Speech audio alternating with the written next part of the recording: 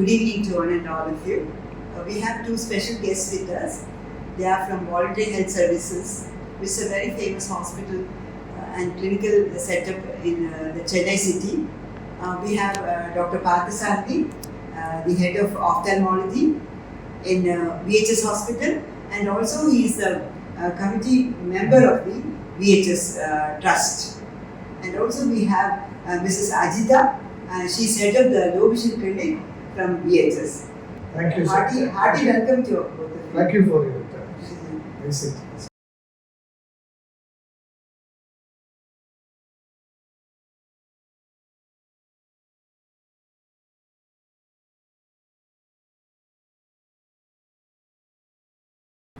Hearty welcome to National Institute for Employment of Persons with Multiple Disability, Muttukadu, sir.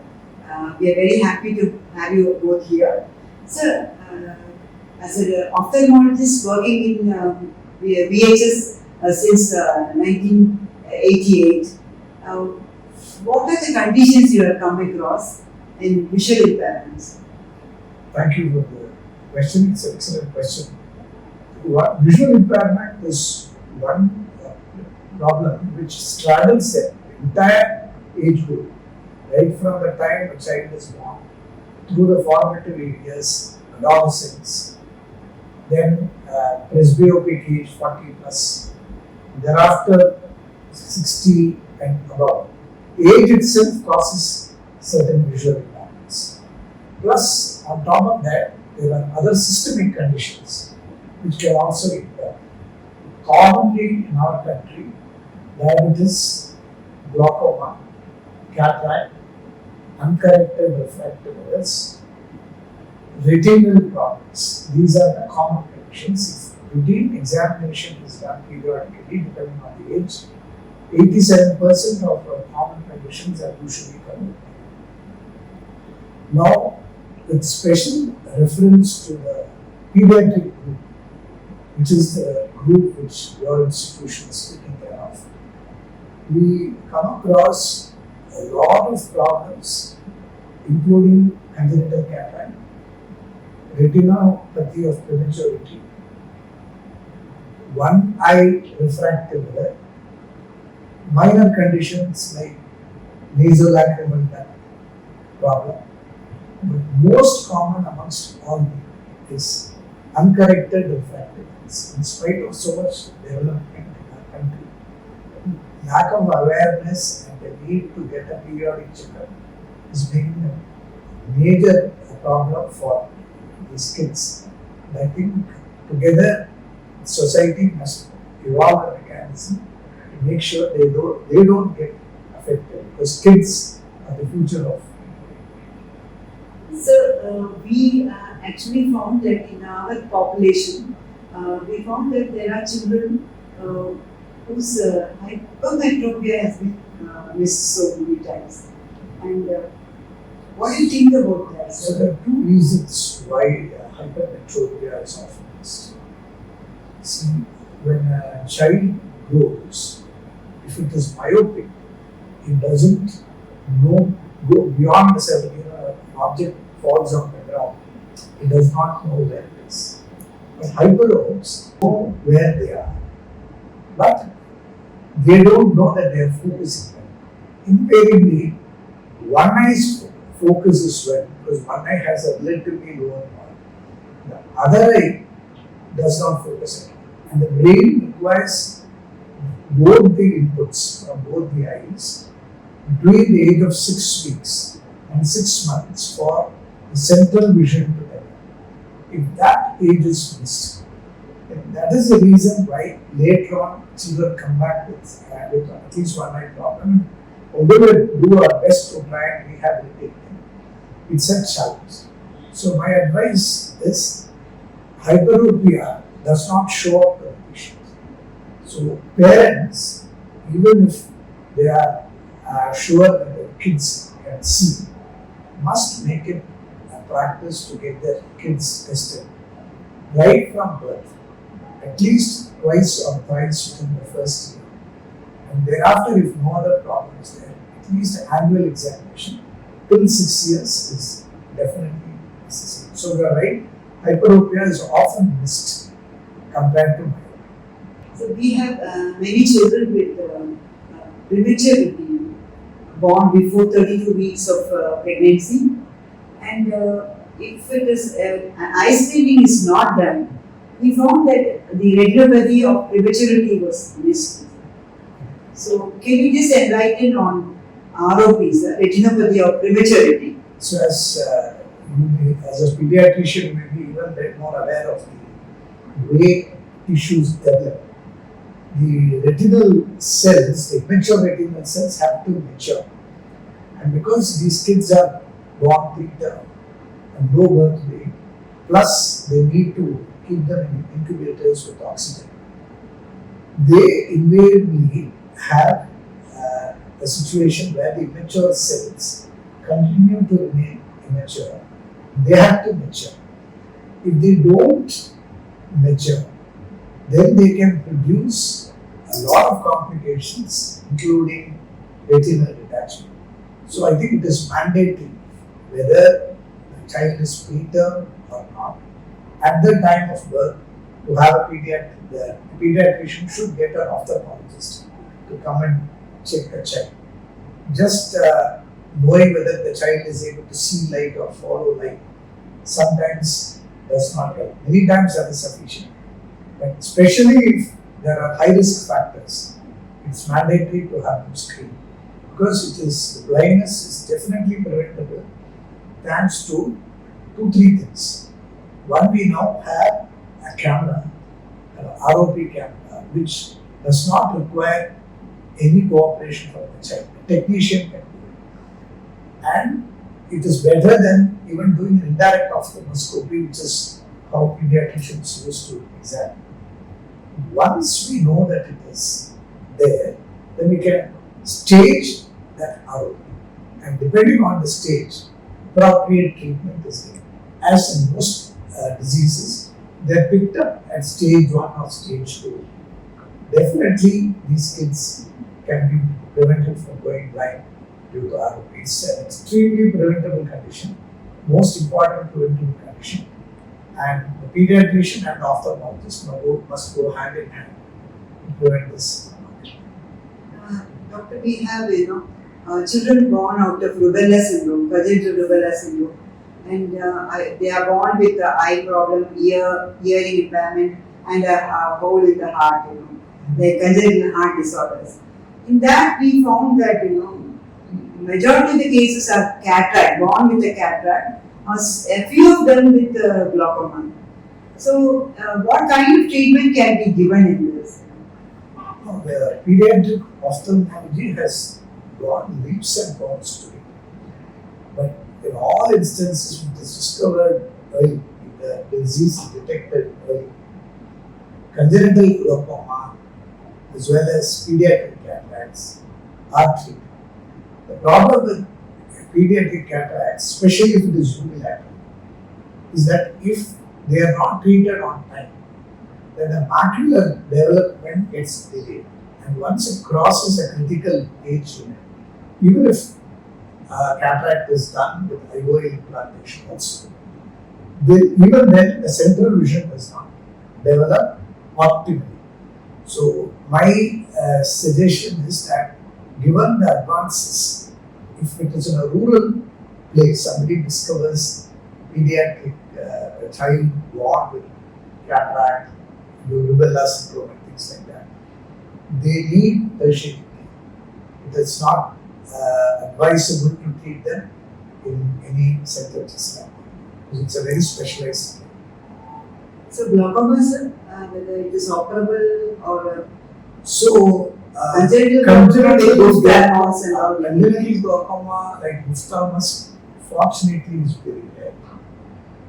As you are aware, the megalocornea and the bluish sclera because of the enlargement of the eyeball, all that gives indications. But these are all advanced cases.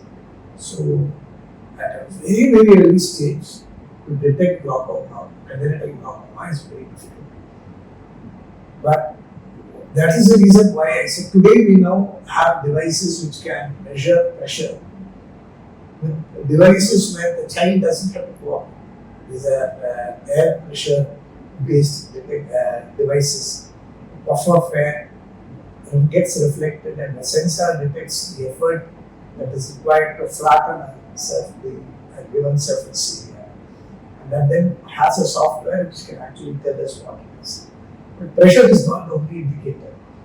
So family history, consanguinity, if these are all there, then these kids must go through a more detailed examination on a more periodic interval. Fortunately, ophthalmos is not as common as the other diseases. Most common is actually the fact they were less not. There are some children who have retinitis pigmentosa. So they are born out of consanguineous marriage, and their cerebral vision is retained. But do we have a medical treatment for RP? As of now, medical treatment for RP is not available. So it's quite a challenge to nurse these kids through the formative years. Fortunately, there are typically three types. One, which is a stationary type of RP. So these kids are born with a little bit of night vision impairment, but it doesn't get worse over time. So that's relatively when they know what it is to manage. There are kids who start developing in their teens or early teens. Some of them actually progress so rapidly. At 30, 35, they are virtually blind. A more common variant will be those who get RP changes after 35, 40. And these people can develop problems later on in life. Majority of them are able to complete their careers before that happens. I think a lot of work is happening in gene therapy as far as RP is concerned. But since as of now, doesn't fall into a specific pattern all the time. So they are not able to do the appropriate gene editing or whatever it takes. Hopefully, technology will take us forward and get these people out of a real scourge, because some of them really cry when they get into a certain stage. Suddenly they've lost it. Till then they have been not aware of anything. Once they get to this level, they find it quite challenging. This career is itself a problem. So we have some conditions like optic atrophy with nystagmus. So can you explain what can be done for that? See, as a pediatrician, Madam, you will be aware that visual apparatus consists of the eyeball, the visual pathway, and the centers in the brain. When we see a kid or a child with these problems, it's important to know where the problem actually is. So, a neuro-ophthalmologist and a pediatric neurologist together should be able to localize the site of the problem. The site of the problem is in the brain. Depending on what condition has actually caused it, the treatment is. I think that is where NIEPMD comes into play. You are doing an extraordinary job. I just went around along with you to see. It's a beehive of activity. And so much of commitment is happening here. So, once the pediatric neurologist takes over, many of these kids with your help can come to some kind of self-reliance. But what triggers nystagmus? They need searching nystagmus. They have little amount of vision. They're constantly trying to get the fixation right. But because they are not able to get the vision right, then the eyeball keeps searching. So invariably, if it's a cellular problem, or it's a midbrain problem, or it's anything at that level, then the ophthalmologist has very little role to play. But that is where our low vision aid specialists come into play. And they can make a huge difference. CVI treatment, if it's cortical visual impairment, so much is happening. What remains to be explored? I think there is a way forward for these things. The microcephaly, hydrocephalus, all that, the small size head and the large size head. In that also, we see a lot of vision problems. Exactly. Microcephaly. So mostly cortical impairment. This hydrocephaly is actually little more easier to treat because they present with appropriate clinical signs, and shunt works very well if it is done at the right time before optic atrophy sets in. Microcephaly, I think the problem is development. So I don't think much can be done as of now to make any difference to them except through low vision aids. So thank you, sir. Ma'am, what exactly, how will you define low vision? Actually, low vision is any vision which is less than 6/12, we consider them low vision. And any person who is not able to read defined last line that is being read by a normal person, which can be helped by any other devices, we categorize them low vision. So we try to give them various devices, and first before getting into devices, we try to improve them with glasses, and if there is no improvement, then we take them to the low vision. So those are people who cannot be helped with regular way of treatment, and who have been given by various treatments like surgery or medicine or spectacles, normal spectacles. So we take up those patients and we give the special devices like magnifiers for distance and reading, and we can give various electronic gadgets, and we can give them some lifestyle modifications. We can teach them various skills to uplift their career and their self-confidence so that they can be a. So what are the easy reading devices and reading reading apps available? There are a lot of reading apps available on Android phones. So Android phones basically have Zoom, Google Lookout, and lazarillo, and there are quite a few. These are almost free apps, and they have special features that maybe require payments, but all these are free.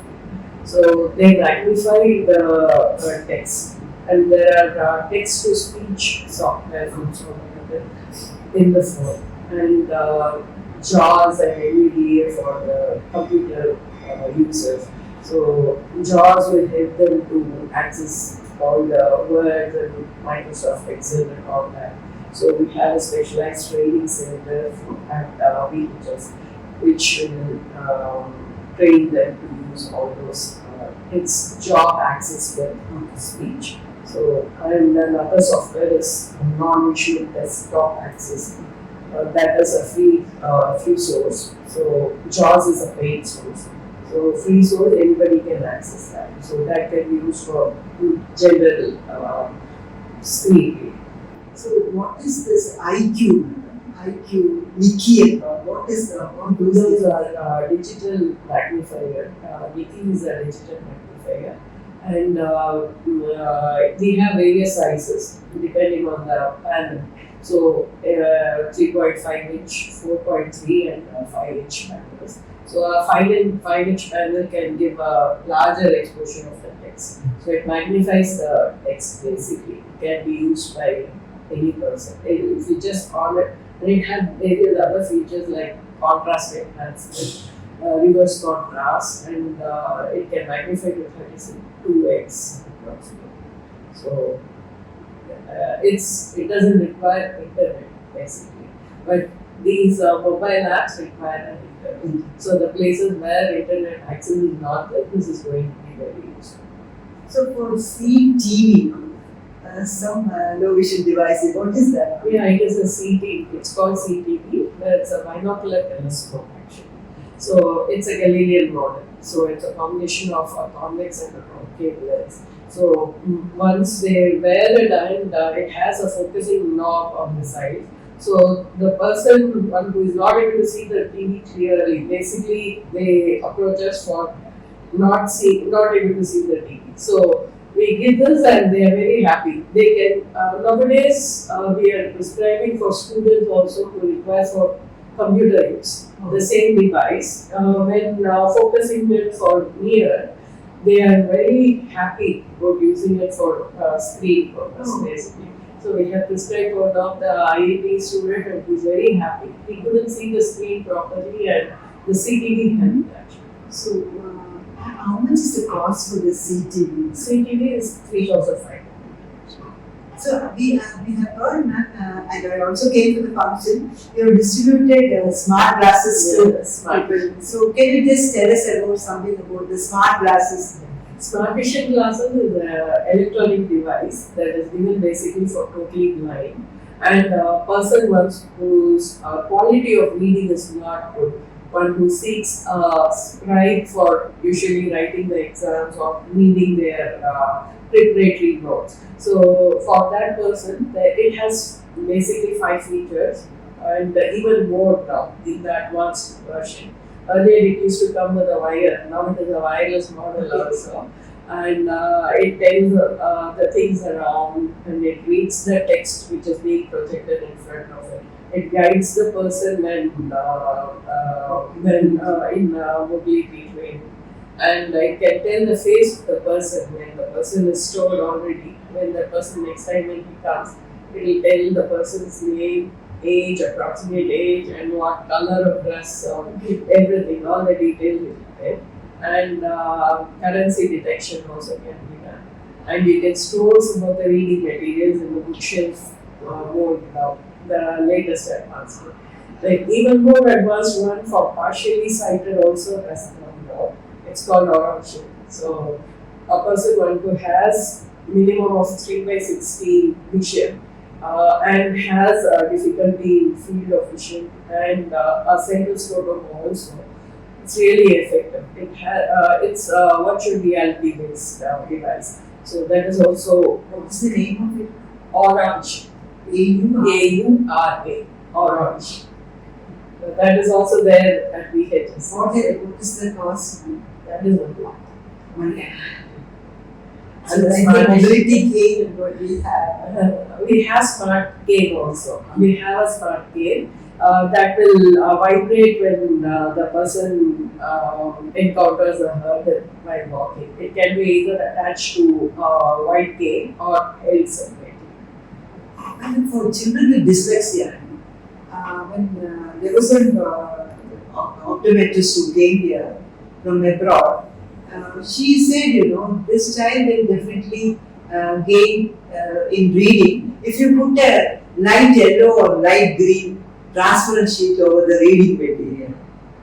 Does it really help? Yeah, we have a set of filters that will tell us which type of color or the filter. We have the trial kit with us. So we try the filters indoor and outdoor.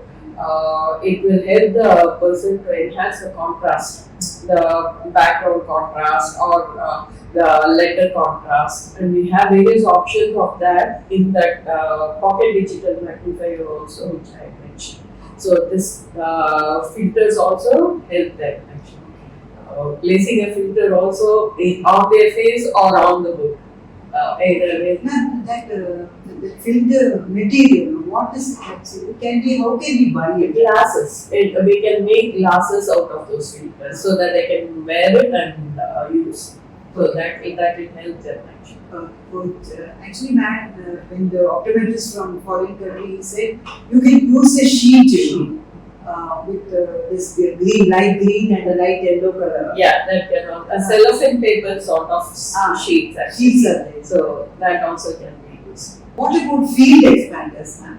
Some of our kids have only very pinhole vision. Okay. So they wanted expanded field. Okay. So what are the simple ones that we can prescribe for them? Yeah, simple ones are prisms. Basically, we try prisms and try to expand their field. Even we can give prisms in the form of Pelli's prism, Pelli's prism. So we can cut the Fresnel's prism at the top and bottom, and we can make them see the side view. Or we can give Fresnel's halfway for hemianopic patients. Yeah, the whole glass also can be halfway can be used for expanding the field. So we have Fresnel's prism also. Do you conduct training programs for parents or any student community or some professionals who are interested in learning low vision map? Actually, they come for observation. So we don't conduct training basically, a dedicated training, but they can come and observe. We actually have interns coming and from many colleges. 2-3 colleges. One is Hindustan College. Then we have one Shankara School of Ophthalmology. Then SRM. We have those kids coming and getting trained on that, but there is no formal course. They come as observers. Sir, one last question to you. You have a center of excellence working in VHS, sir.